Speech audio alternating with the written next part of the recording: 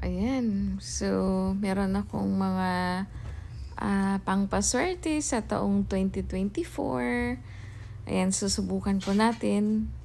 Baka sakali. I mean, wala namang mawawala sa atin kung susubukan. Ayan.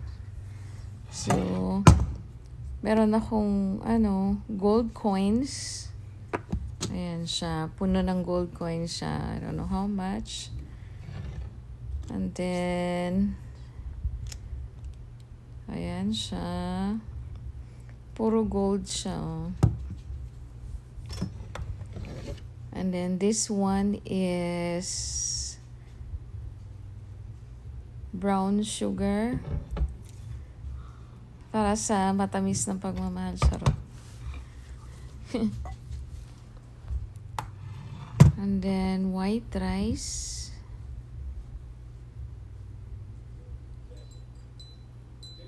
Tsaka meron pa yung isa asin.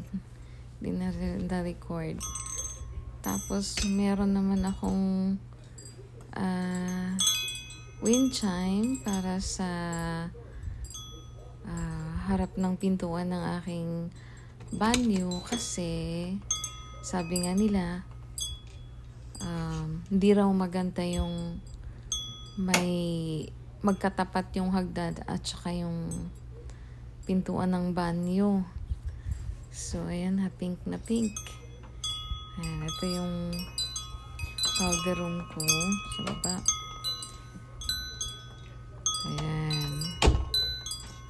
Toilet. Magkatapat kasi at saka yung hagdan.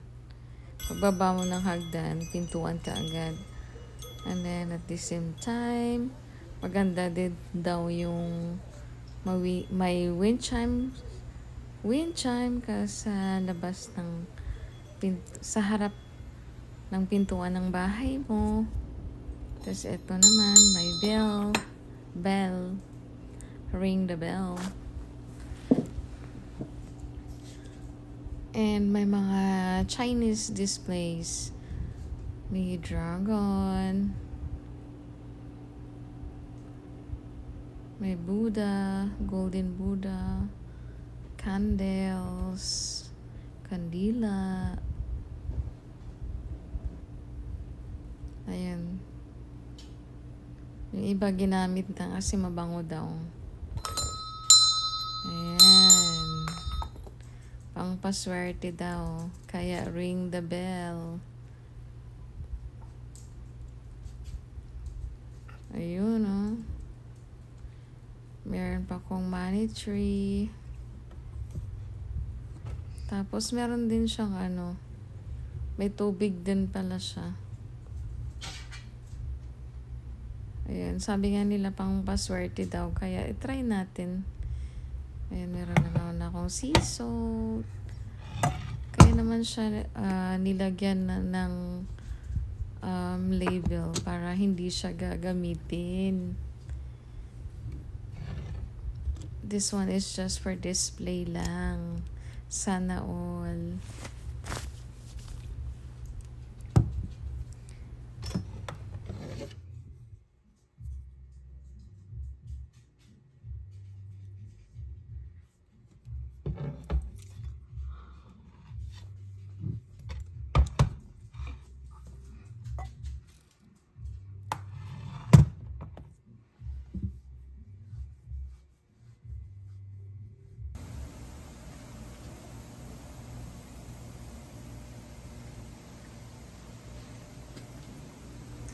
And then at the same time, meron akong magkaparehong wind chimes sa harapan ng pintuan. Thank you guys for watching. And then, tiwala lang sa Panginoon. Pray lang lagi for guidance. Believe and always be thankful for everything. For all the blessings. Thank you, Lord. Ayan. And then, here's the 2024 baka mga blessings. this month. So, meron ka agad tayong blessings, guys. Thank you so much. Thank you.